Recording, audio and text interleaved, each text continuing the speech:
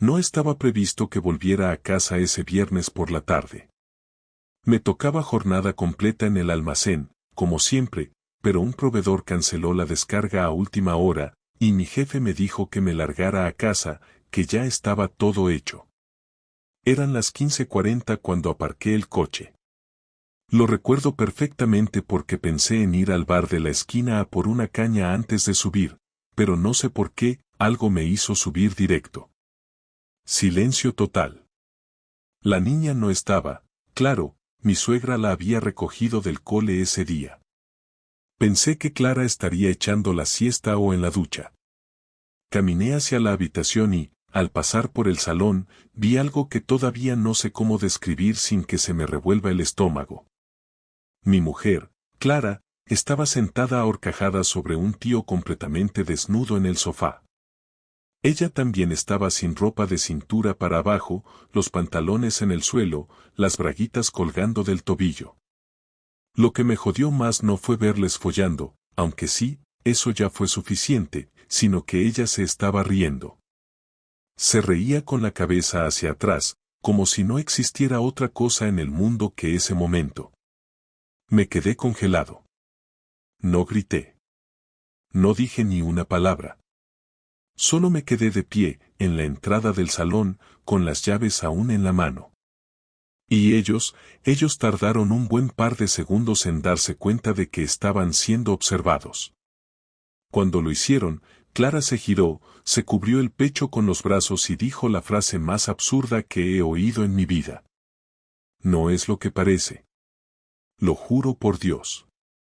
Con un desconocido debajo, con su cuerpo aún dentro de ella, tuvo los cojones de soltar eso. No es lo que parece. Como si me estuviera imaginando el polvo en 4 Kelvin. Como si fuera idiota. Ahí empezó todo. O mejor dicho, ahí se cayó la máscara. Porque ahora que lo pienso, esto no empezó ese viernes. Empezó mucho antes. Solo que yo no quería verlo. Durante años había vivido convencido de que mi matrimonio, aunque no era perfecto, era sólido. Tuvimos nuestros altibajos, sí, como todos. Discusiones tontas, etapas sin sexo, rutinas asfixiantes.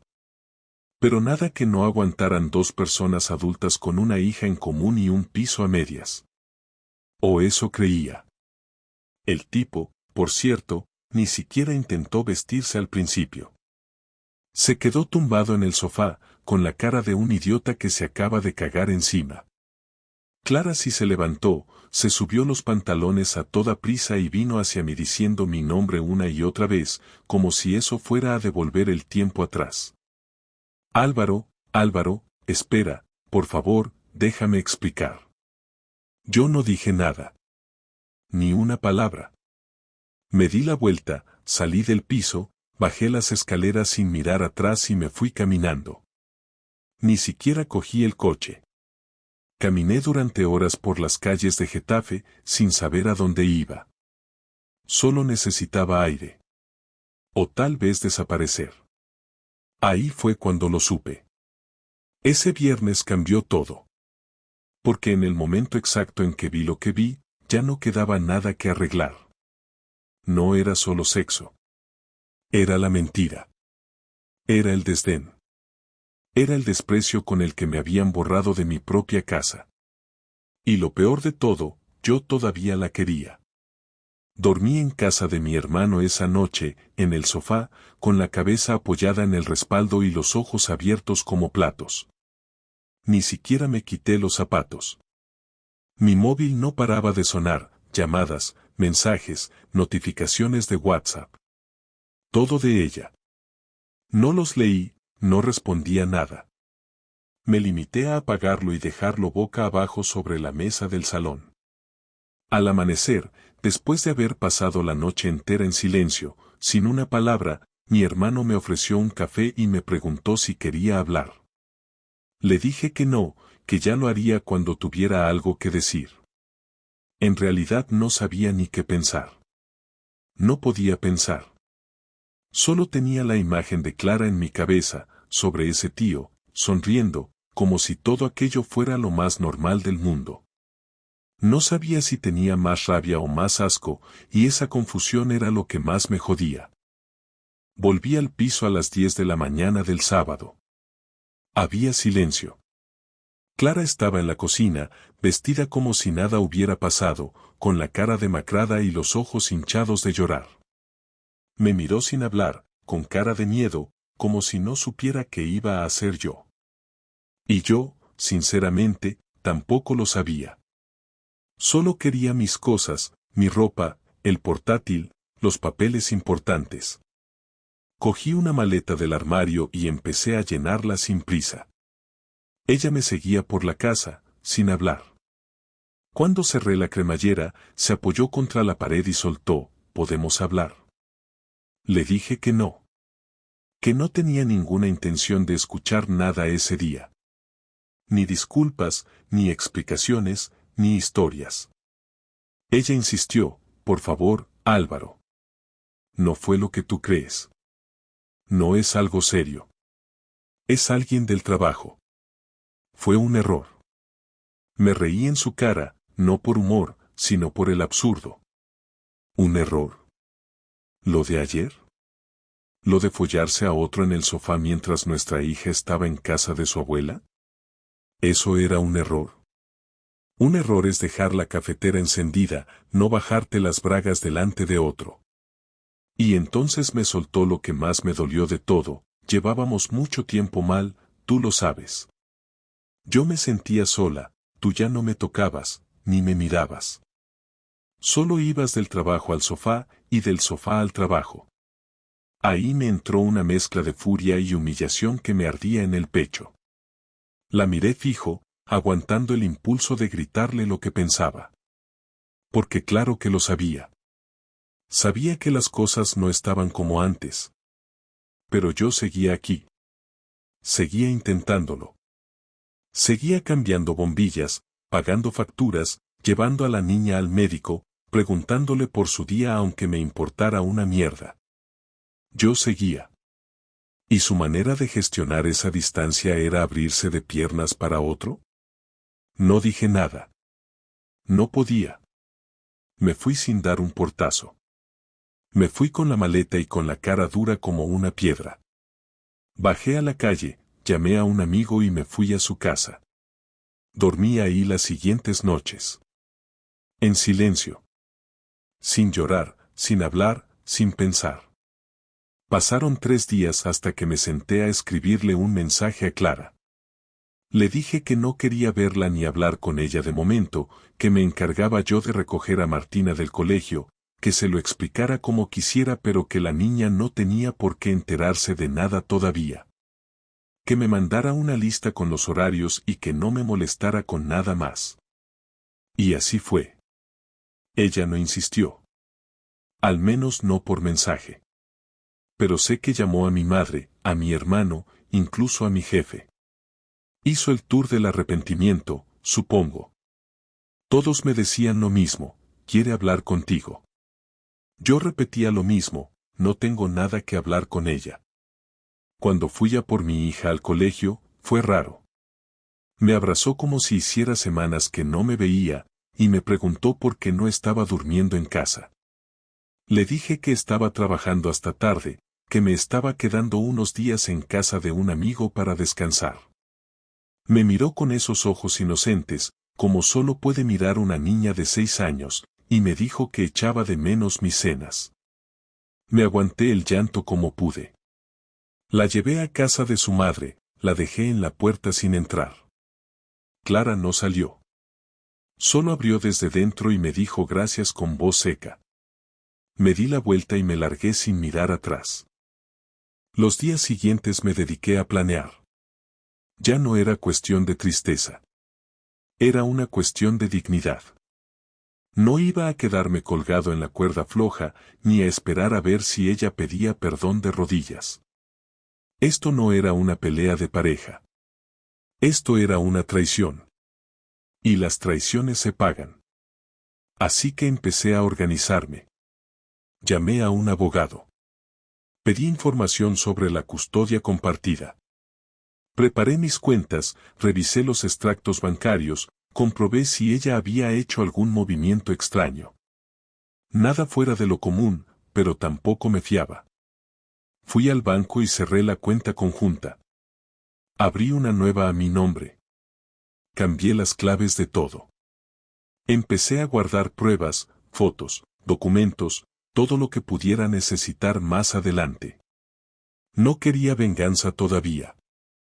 Solo preparación. Quería tener el control. Quería que ella sintiera, aunque fuera una mínima parte, lo que yo sentí ese viernes a las 3:40.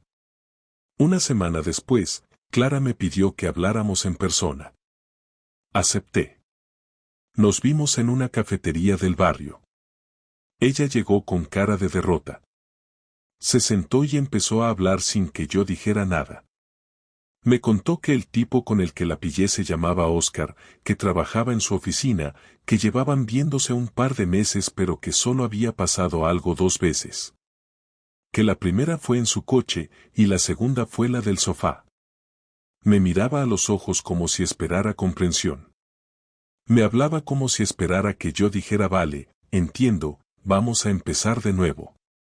Pero lo único que yo pensaba mientras la escuchaba era en qué momento exacto decidió que follarse a otro era más fácil que hablar conmigo. Cuando acabó de hablar, me pidió que lo intentáramos. Me dijo que me seguía queriendo, que no quería perder a su familia, que no sabía qué le había pasado. Yo no le respondí directamente. Solo le pregunté una cosa, ¿lo sigues viendo? Tardó en contestar, pero dijo que no. Que lo había cortado todo. Que estaba arrepentida. Le dije que me alegraba de que lo hubiera dejado, pero que eso no cambiaba nada. Que una cosa es perdonar y otra muy distinta es hacer como si nada. Que no sé si algún día podría perdonarla, pero que desde luego hoy no era ese día. Se quedó callada. Yo me levanté, pagué el café, y me fui.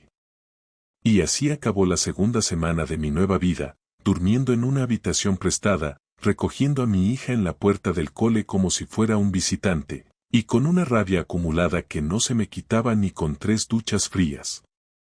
Volví al piso una semana después del encuentro en la cafetería. No para reconciliarnos ni para hablar. Volví porque necesitaba mirar a esa casa y decidir si aún me pertenecía o si debía enterrarla del todo. Clara no estaba. Se había llevado a la niña al parque, o eso me dijo por mensaje. Yo no le respondí.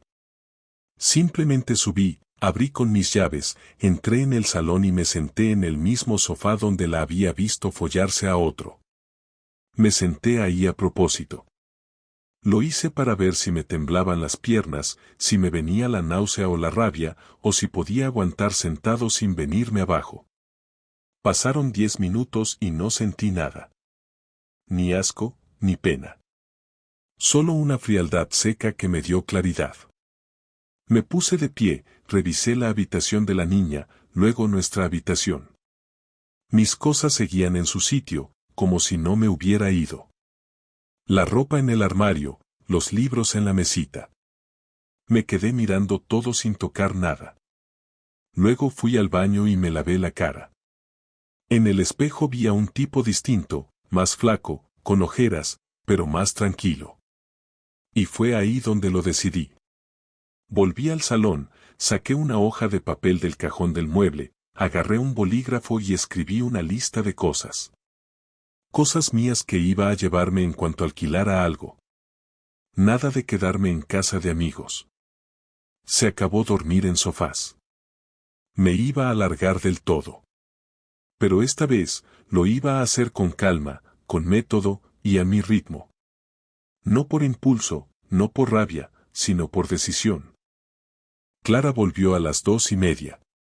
Escuché la llave en la cerradura, los pasos pequeños de Martina, la voz de ella diciendo al salón, cariño, que papá está ahí.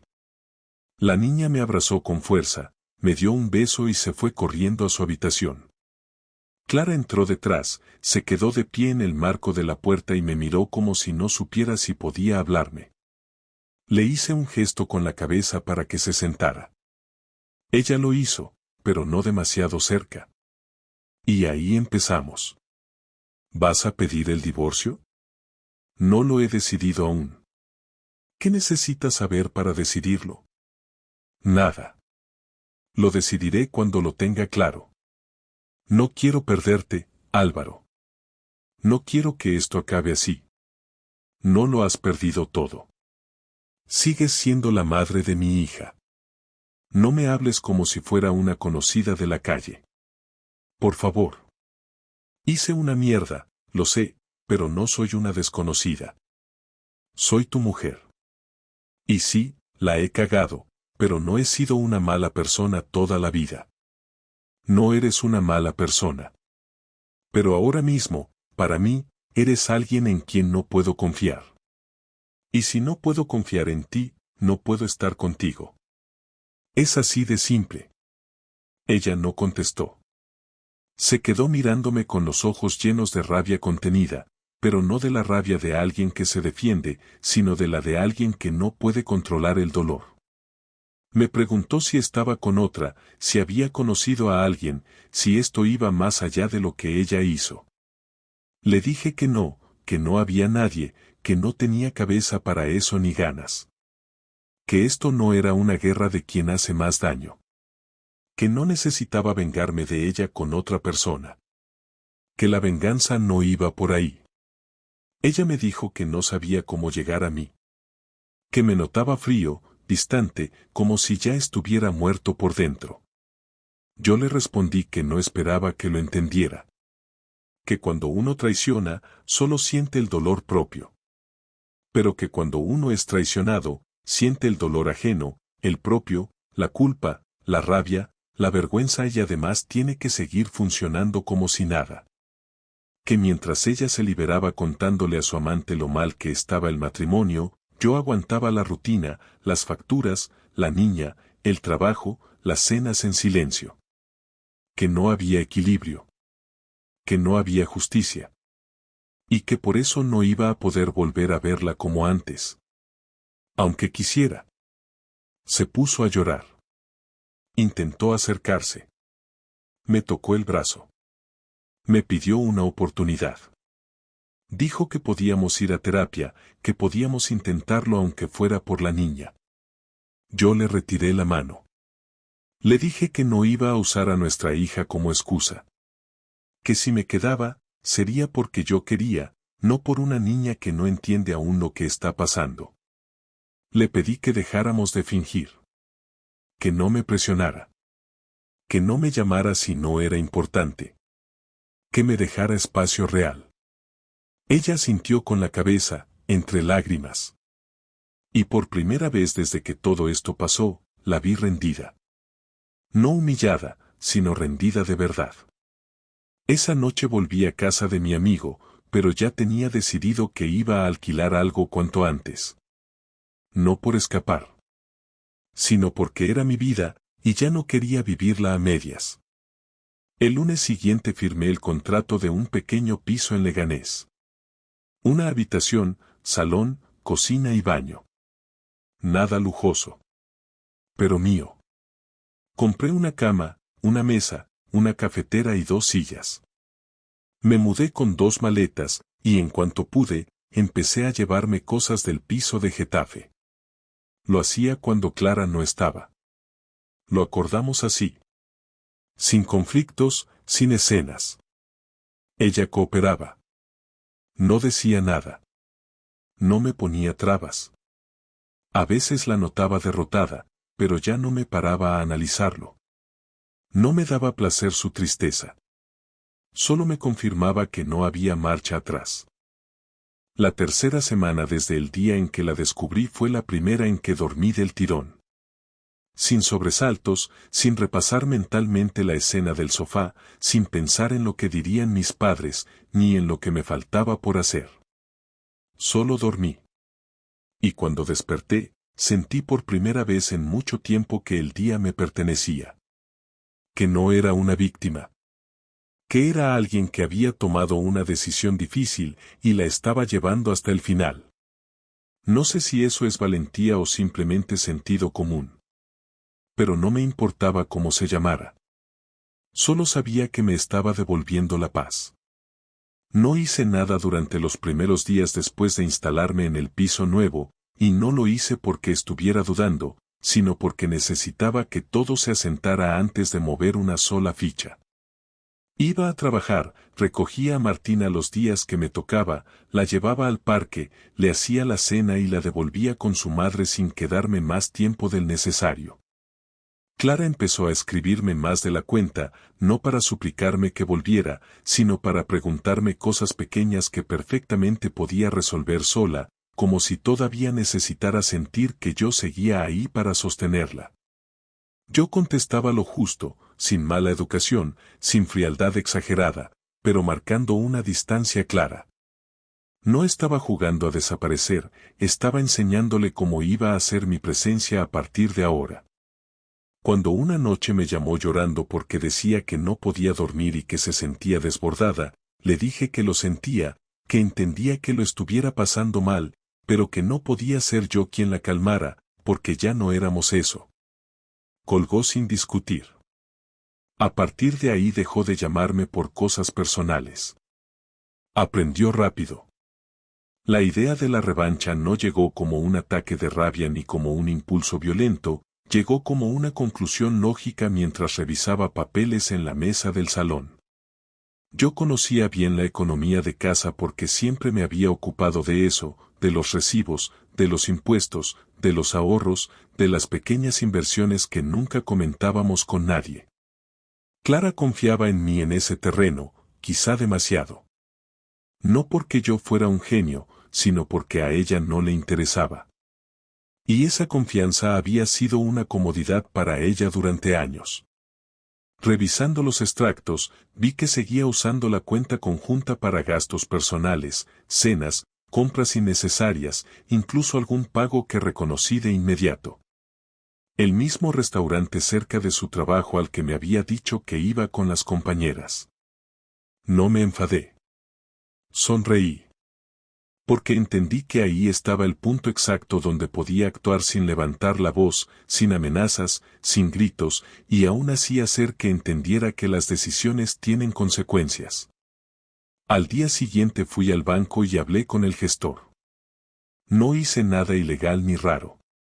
Simplemente formalicé lo que ya había empezado. Separación de bienes efectiva, cancelación definitiva de cualquier autorización, bloqueo de la tarjeta asociada a la cuenta conjunta y traspaso del dinero restante a una cuenta notarial hasta que se resolviera la situación legal. Todo limpio. Todo correcto. Por la tarde, cuando Clara intentó pagar en el supermercado y la tarjeta fue rechazada, me llamó. No gritó. No me acusó. Me preguntó si había pasado algo. Le dije que sí, que había pasado, que ya no íbamos a compartir dinero como si nada hubiera cambiado, que no estaba castigándola, que estaba protegiéndome, y que a partir de ese momento cada uno tendría que asumir su parte de la vida adulta sin apoyarse en el otro. Se quedó en silencio. Me preguntó si eso era una venganza. Le respondí que no, que una venganza sería hacerle daño por placer, y que yo no estaba haciendo eso, estaba poniendo límites. Me dijo que le estaba haciendo mucho daño. Le respondí que yo llevaba semanas haciéndome cargo del mío sin pedirle nada. Colgué. No fue lo único. Informé al abogado para iniciar oficialmente el proceso de separación, no porque tuviera prisa, sino porque quería que todo quedara registrado. Custodia compartida, uso de la vivienda familiar para la menor, reparto de gastos. Nada extraordinario. Clara recibió la notificación una mañana y me escribió un mensaje largo, muy largo, diciendo que se sentía atacada, que yo estaba haciendo frío, que no reconocía al hombre con el que se había casado. No contesté. No porque no supiera qué decir, sino porque ya no necesitaba explicarme. Ella sabía perfectamente por qué estábamos ahí. Por la tarde, cuando vino a dejar a Martina, me pidió hablar 5 minutos. Acepté. Se sentó en el sofá del piso nuevo, miró alrededor y dijo que parecía una casa de paso. Le respondí que para mí era un lugar de calma y que eso ya era suficiente. Me preguntó si había otra persona en mi vida. Le dije que no. Me preguntó si pensaba rehacer mi vida. Le dije que no estaba en eso. Me preguntó si todavía la quería. Tardé unos segundos en responder, no por drama, sino por honestidad. Le dije que la quería como se quiere a alguien con quien has compartido media vida, pero que ya no confiaba en ella, y que sin confianza no hay pareja, solo costumbre. Se le llenaron los ojos de lágrimas, pero no lloró. Me dijo que se sentía castigada. Le dije que no estaba castigada, que estaba enfrentándose a las consecuencias de sus decisiones, igual que yo estaba enfrentándome a las mías. No hubo gritos. No hubo escenas. Solo una verdad incómoda flotando entre los dos. La parte más dura para ella llegó cuando en su trabajo empezaron a hacer preguntas. No porque yo dijera nada, sino porque su comportamiento había cambiado desde hacía meses y ahora, sin respaldo económico ni emocional, empezó a cometer errores. Llegaba tarde, se equivocaba en gestiones, discutía con compañeros. Un día me llamó enfadada, diciéndome que todo le estaba yendo mal, que se sentía sola, que sentía que el mundo se le venía encima. Yo la escuché. No la interrumpí. Cuando terminó, le dije que entendía que se sintiera así, pero que no podía ayudarla a recomponer una vida que ella misma había decidido romper. Me acusó de disfrutar viéndola caer. Le respondí que no disfrutaba, pero que tampoco iba a salvarla. Colgó furiosa. Mi revancha no fue destruirla, ni humillarla públicamente, ni enfrentarla con su amante, que por cierto desapareció en cuanto la situación se volvió incómoda. Mi revancha fue retirarme. Dejar de ser el apoyo automático. Dejar de ser el colchón emocional. Dejar de ser el plan B. Y eso, para alguien que había vivido cómoda durante años, fue un golpe más duro que cualquier grito. Yo seguí con mi rutina. Empecé a ir al gimnasio por las mañanas, no para demostrar nada, sino porque me ayudaba a dormir mejor. Volví a quedar con amigos a los que había dejado de ver. Empecé a cocinar para mí. Cosas simples. Ordenadas.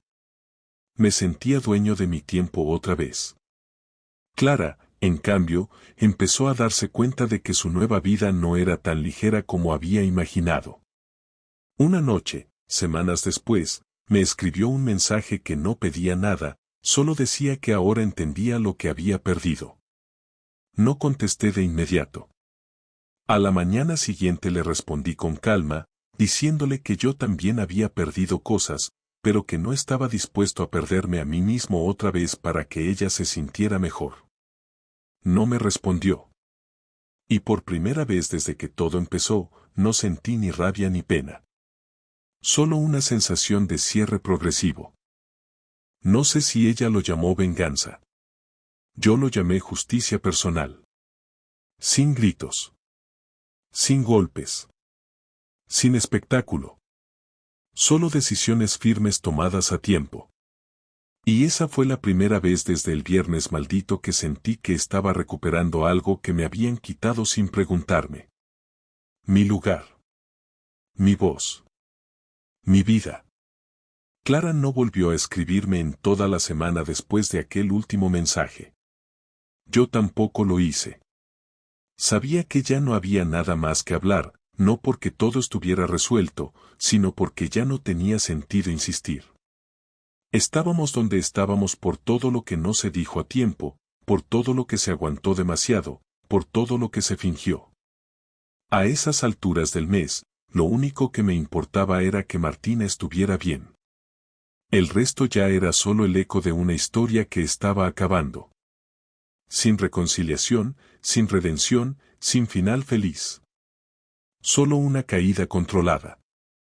Un jueves por la tarde, mientras recogía a Martina del colegio, ella me preguntó si algún día íbamos a volver a vivir todos juntos. Me miró seria, sin lágrimas, sin hacer una escena, solo con esa manera tan directa que tienen los niños cuando preguntan algo que les duele. Le dije que no lo sabía, que a veces los adultos se quieren pero no pueden estar juntos, que eso no tenía nada que ver con lo que ella significaba para nosotros. Me escuchó sin decir nada y luego me pidió que esa noche le hiciera pasta con tomate como antes. Y así lo hice. Cenamos en mi piso pequeño, con dibujos de fondo, con sus risas interrumpiendo los silencios, y por primera vez en mucho tiempo, el aire era respirable. Esa misma noche, después de dejarla en casa de Clara, me fui a casa con la idea de que ya tocaba cerrar el círculo del todo. Habían pasado casi 4 semanas desde aquel viernes en que volví temprano del trabajo.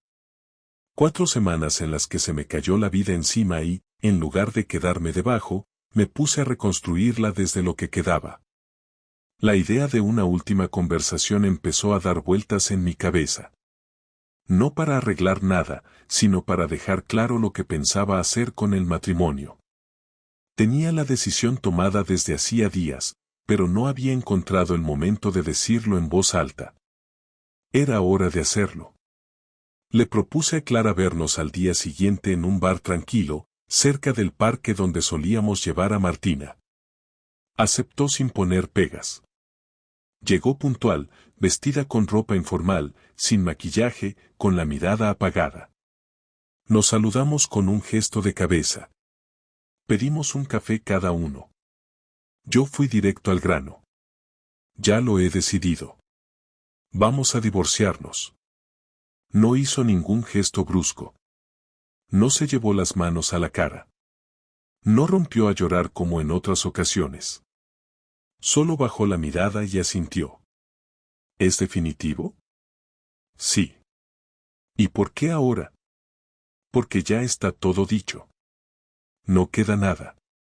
Y porque cuanto antes se haga, mejor para todos. Se quedó callada un rato largo. Luego alzó la vista y me miró con los ojos húmedos, pero no eran lágrimas de súplica, eran las de quien sabe que lo perdió todo y ya no hay forma de recuperar nada. Me preguntó si alguna vez podría perdonarla. Le dije que tal vez algún día, pero que eso no tenía nada que ver con seguir juntos. Me dijo que entendía que me odiara. Le respondí que no la odiaba, que la odié durante unos días, pero que ahora lo único que quería era seguir con mi vida sin mirar atrás cada 5 minutos. ¿Y si lo intentamos como pareja separada? Ir poco a poco, sin presión. No por obligación, solo porque nos conocemos, porque sabemos cómo funcionamos juntos. Lo que sabíamos de nosotros ya no existe. Lo rompiste tú. Y yo decidí no volver a recoger los pedazos. Esto ya no es una pausa. Es un final. Asintió de nuevo, sin pelear. Me pidió que al menos no hiciéramos del divorcio un campo de batalla. Le aseguré que no lo haría, que todo se haría de forma clara y limpia. Custodia compartida, reparto justo, ningún drama. Me dio las gracias por eso, aunque su cara decía otra cosa. Acabamos el café en silencio. Nos levantamos. Salimos del bar. Y cuando llegamos a la esquina donde debíamos separarnos, se paró y me dijo algo que no me esperaba. He perdido la única parte de mi vida que era de verdad. Lo sé. Solo quería decirlo. No supe qué responderle. Le hice un gesto con la cabeza, como queriendo decir que lo había escuchado, pero que ya no podía hacer nada con eso. Me di la vuelta y me fui. Durante los días siguientes, nos comunicamos solo para lo necesario. Fechas, documentos, cosas del colegio. Ni una palabra más allá de lo funcional. Y funcionaba. Era extraño, pero funcionaba. Porque por fin había coherencia. No estábamos fingiendo. No estábamos arrastrando nada. Éramos 2 adultos terminando una etapa con todo lo que eso implica, sin victimismo, sin teatros, sin aplausos finales. Cuando firmamos el acuerdo en la notaría, Clara temblaba. Yo no. Había pasado demasiado tiempo procesándolo todo como para temblar ahora. Cuando salimos a la calle, ella me ofreció la mano. La estreché sin emoción. Luego se fue en dirección contraria a la mía. Y eso fue todo. La semana siguiente volví a cambiar algunos detalles de mi rutina. Saqué mis cosas de las cajas que aún no había abierto en el piso. Colgué un par de cuadros. Compré sábanas nuevas. Cambié la cerradura, no por miedo, sino por necesidad de empezar sin resto de nada anterior. Empecé a dormir mejor. Comía con más hambre. Me notaba más ligero, no porque la vida pesara menos, sino porque ya no cargaba lo que no era mío. Martina se adaptó bien a la nueva dinámica. Ya no me preguntaba si íbamos a volver a estar juntos. Ahora quería saber si podía traer a una amiga a dormir, si el sábado podíamos ver una peli los dos, si le hacía tortitas en el desayuno. Y yo, por primera vez en mucho tiempo, le decía que sí sin pensar si estaba escapando de algo o tapando un vacío. Así cerramos el mes. Con ella en su casa. Yo en la mía. Y todo lo demás en su sitio. Sin espectáculo. Sin reconciliación forzada. Sin finales edulcorados. Solo la realidad tal cual es. Y dentro de todo eso, una calma rara, pero real. Como si el ruido, por fin, se hubiera apagado del todo. Habían pasado ya 30 días exactos desde el día en que todo se rompió. 30 días desde aquella escena absurda en el salón, desde la cara de ella intentando explicarse mientras yo me quedaba congelado en la puerta. Durante ese mes pasé por todas las etapas posibles: incredulidad, rabia, vacío, análisis frío, distancia calculada, decisiones firmes y ejecución sin fallos. Y ahora, con todo resuelto en lo legal y en lo práctico, solo quedaba una cosa por cerrar: la conversación final. No para recuperar nada, no para salvar lo que ya estaba muerto, sino para dejar todo dicho y no tener que volver nunca más a repetirlo en mi cabeza.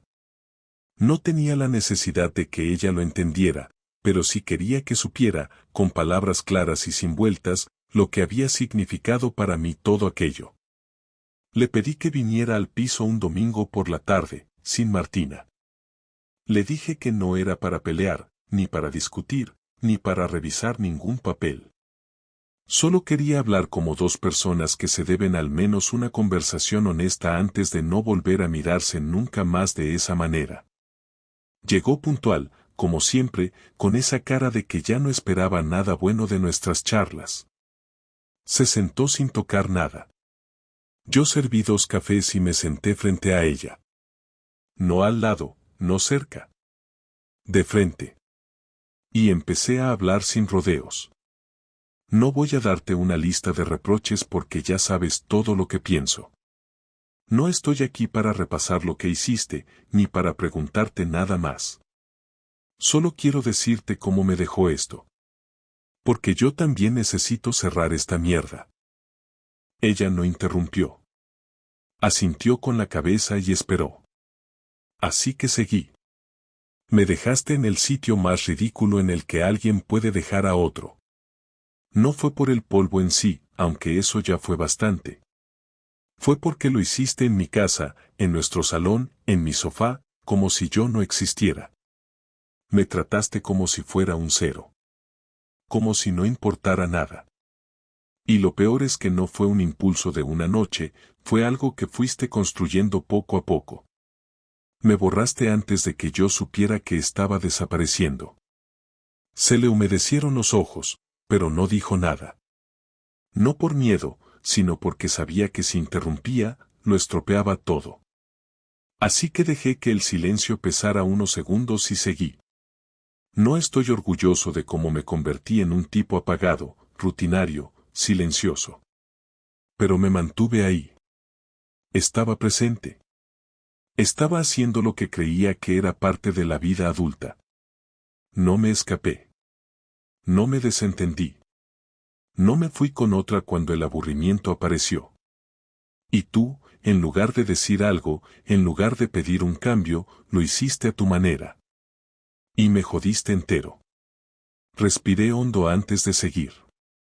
No porque estuviera a punto de llorar ni nada de eso, sino porque sentía que por fin podía decir todo lo que me había estado guardando. Después de eso, no buscaba venganza. No quería verte arrastrándote ni que todo el mundo se enterara. Lo que quería era recuperar mi espacio, mi cabeza, mi tranquilidad. Por eso hice todo como lo hice. Corté lo justo, protegí lo necesario y seguí adelante sin caer en el espectáculo. Y me di cuenta de algo, no te odio. Ni siquiera te deseo mal. Solo me di cuenta de que ya no podía respetarte como pareja. Y sin respeto no se puede compartir una cama, una mesa ni una hija. Ella bajó la mirada. No lloraba. No contestaba. No negaba nada. Solo escuchaba como quien ya no tiene nada que decir. Y eso me sirvió para acabar lo que tenía que decir. He aprendido cosas en todo esto. Que el amor no sirve si no viene con cuidado, con atención, con presencia. Que estar por estar es lo mismo que no estar. Y que si uno no se cuida a sí mismo, termina en una esquina viendo cómo le pasan por encima sin avisar. Pero sobre todo he aprendido que no quiero volver a vivir de esa forma con nadie. Nunca más. Ella levantó la cabeza y me miró por fin a los ojos. Y me dijo, con una voz que ya no tenía fuerza. Tienes razón en todo. Y ojalá hubiera tenido el valor de decirte lo que sentía antes de hacer lo que hice. Pero no lo tuve. Me metí en algo que no sabía manejar. Me sentía sola, vacía, desconectada, y lo llevé al peor lugar posible. Me equivoqué feo. Lo sé. Y no te pido que me perdones, porque ya entendí que eso no depende de mí. Solo quería que supieras que lo lamento de verdad. No porque haya salido mal, sino porque te hice daño sin razón. No dije nada. No hacía falta. Lo que tenía que decir ya estaba dicho. Ella lo sabía. Yo lo sabía. Así que nos quedamos unos segundos en silencio.